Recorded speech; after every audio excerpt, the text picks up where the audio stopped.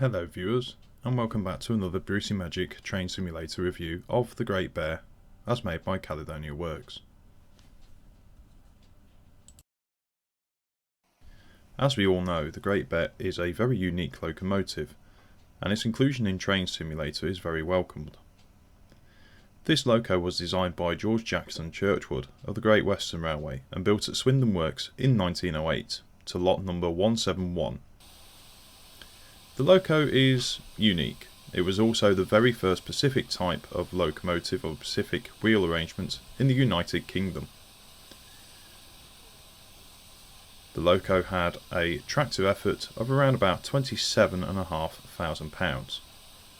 Under the 1920 Great Western Railway power classification, this locomotive should have actually been listed as Power Class D, and also had a single red route availability. However, due to its unique nature of being the only Pacific type, and also its strangeness of just being a Pacific in the Great Western Convention, it was classed as a special power class. This was designated by a black cross which was painted over the single red dot designating the red route code. Over time, railway historians have argued exactly what the purpose of the Great Bear was. Was it actually an experimentation in engineering, or was it just a publicity stunt? One thing can be for certain though, it was treated as the Great Western's flagship loco, right up until the point that it was actually withdrawn from service and rebuilt into a castle class. In terms of performance, sadly the loco was an unfortunate letdown. Even Churchward himself got fed up with it and started thinking of it more as the White Elephant rather than the Great Bear. The loco was eventually rebuilt in 1924, becoming a member of the Castle class and named Viscount Churchill. The locomotive was sadly scrapped in 1953. And now to the model itself. Chris Wilson and Caledonia Works team have done an excellent job on this particular model. Whilst it is quite a unique subject topic to model and have in Train Simulator, it does fill a gap in Great Western history. It has been well modelled, and the sounds comprise of a blend of different sounds from existing Great Western sound clips and models in Train Simulator as available from sound partners and other developers. The loco comes distinguished with several features, many of which will be explained shortly. There are plenty of camera angles which can give plenty of artistic license as to filming and enjoying the loco in Train Simulator, something that Chris Wilson has always managed to do in exemplary fashion. The loco comes on its own, with no scenarios, however it does come with a detailed manual and the availability of quick drives. The quick drives require the use of the Matrix Trains Concertina stock packs, packs number 1 and 2 as available from Steam Sound Supreme. Links to those products will be available in the description below. The loco itself is $14.99 to purchase from the Caledonia Works website under the Great Western Railway section. A link to this part of the site will be given also in the description below. Chris was very generous to provide us with 3 liveries for this loco.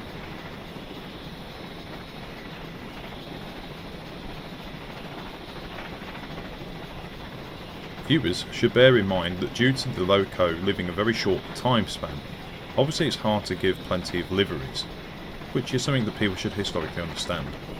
However, we have been blessed with 3 different liveries.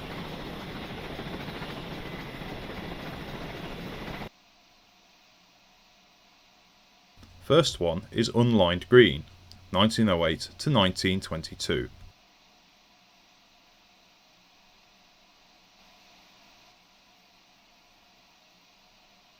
The second one is Lined, 1908 to 1922.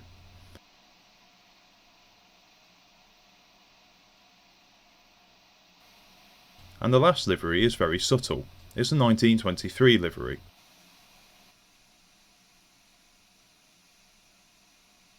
and this is just showing you the detail of the change of crest.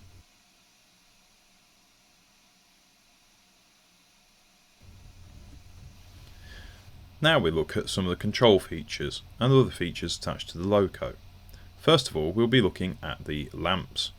Lamps will be applied front and after the Loco on the front of the engine and on the tender. There's also the option for some side lamps. Front lamps are activated by pressing Control 1 through to 4. Toggling these buttons numerous times enables you to light up the lamps as well as turn them white, red or remove them, as displayed here.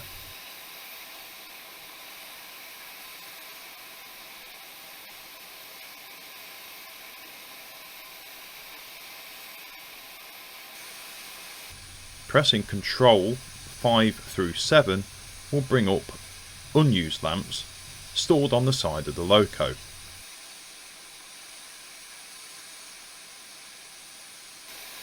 And the tender, Control Shift 1 through 4. As of present, it seems that the lamps don't work. However, I have been in touch with Caledonia Works and have been assured a fix will be done in due course. Onto the cab. We're going to give you a tour of the cab and show you all the functional parts. First of all, we've got the firebox, which is a 3D firebox with 3D lighting and textures. The obligatory cab light in the form of a lamp is ever present on the footplate. As expected, reverser and brake controls are fully operational for manual usage.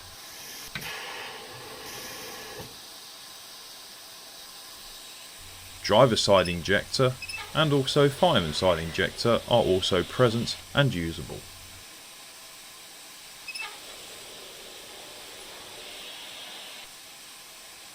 Next we have whistles. We've got a high tone and a low tone as demonstrated here. I have tried different button combinations, but as of present I can't seem to find any evidence of various other whistle attributes on Control B or Control Shift B. This is the water scoop area on the left, which is active but isn't functional in cab. Now you see me activating the handbrake, which again is fully functional.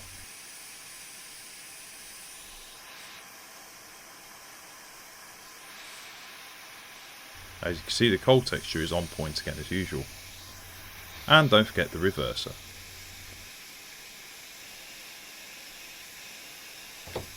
Cylinder cocks and dampers, blowers are also available for use.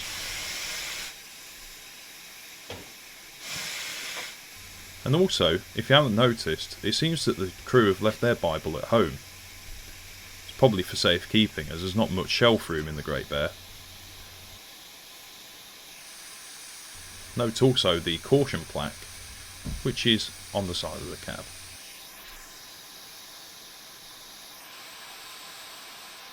And all the side views, activated by cycling through the cab view button using left or right arrow keys.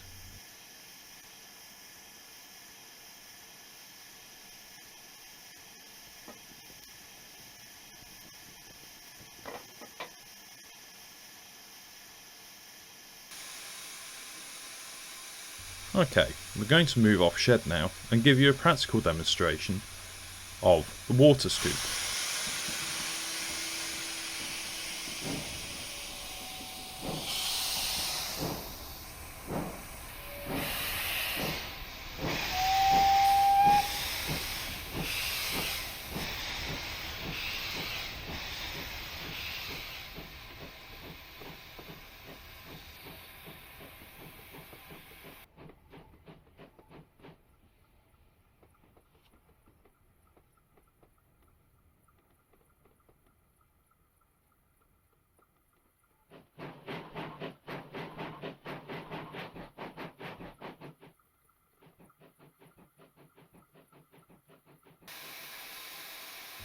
In recent times, Caledonia Works releases have included a working water scoop on their models.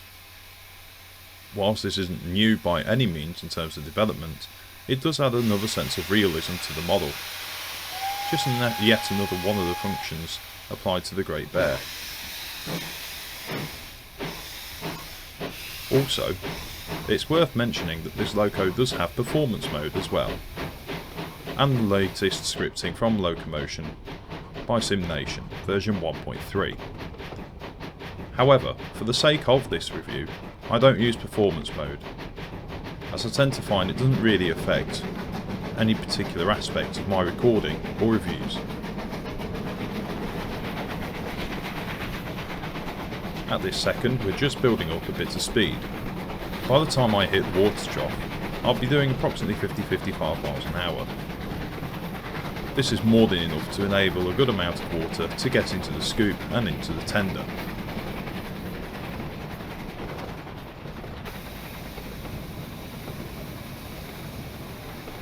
I'm also trying my best not to swamp too much noise from the video.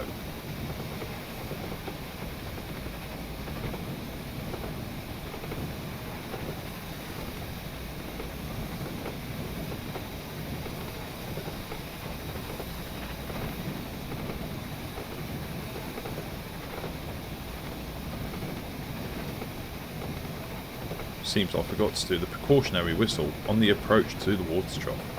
Bit naughty really, some workmen might get splashed.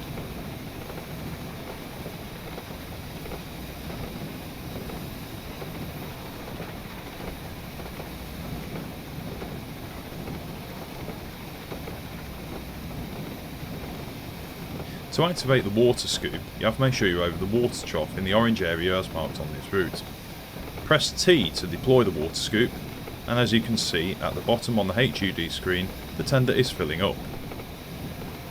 To pull up the scoop when you're done, you press Shift T. As you can see, there's also a small clip of the water overflowing the tender once it's full.